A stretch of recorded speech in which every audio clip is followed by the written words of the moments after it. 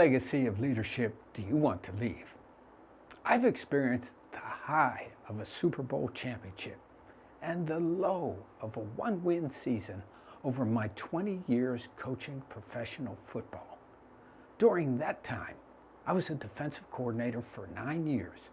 As the leader of the defensive staff and also a staff member reporting to the head coach, I have a unique perspective of both a leader and a team member. This awareness lends the ability to impart lessons on how to lead with the understanding what it's like to be led. When you, as a leader, reflect on your career, what is it you want your team to remember?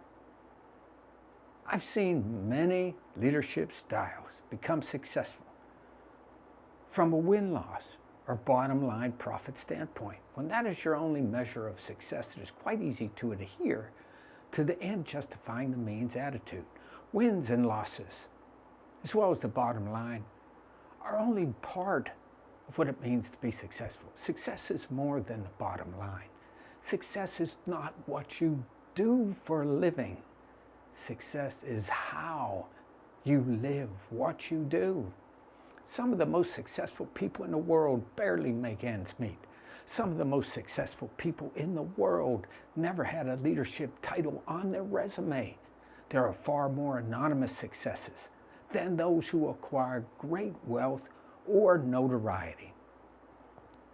Whether you are a leader of one or many, you can be a successful leader with a legacy to stand in judgment and be proud of. The single parent working 2 jobs to take care of their children and continue to parent when possible in a loving, nurturing, and uplifting fashion with a disciplined environment is a great success for which I applaud. The blue-collar worker like my dad, who worked for the railroad as a linesman and was a committed, reliable, and was passionate about working to provide for the family, was as successful a man as I've ever known. My mom, who started college, graduated, became a teacher after having 6 children and beginning her college education in her late 30s, is the epitome of success.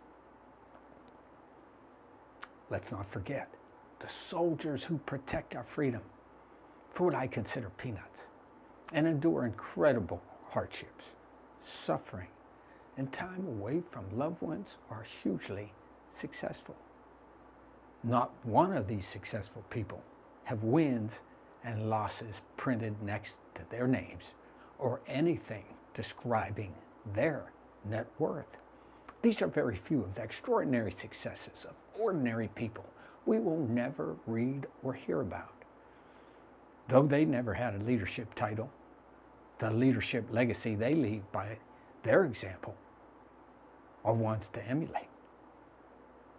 For those who have been given the privilege and the opportunity to lead, ask yourself if your legacy will be one of commitment, conviction, caring, compassion, constructive criticism, meaningful messages and methods.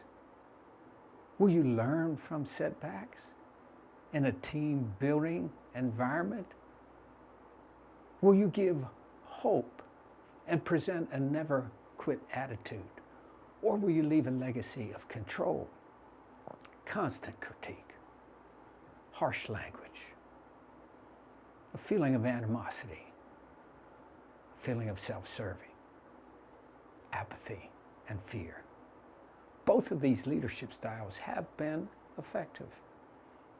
When your opportunity arises at home or at work, which leadership legacy will you want to leave?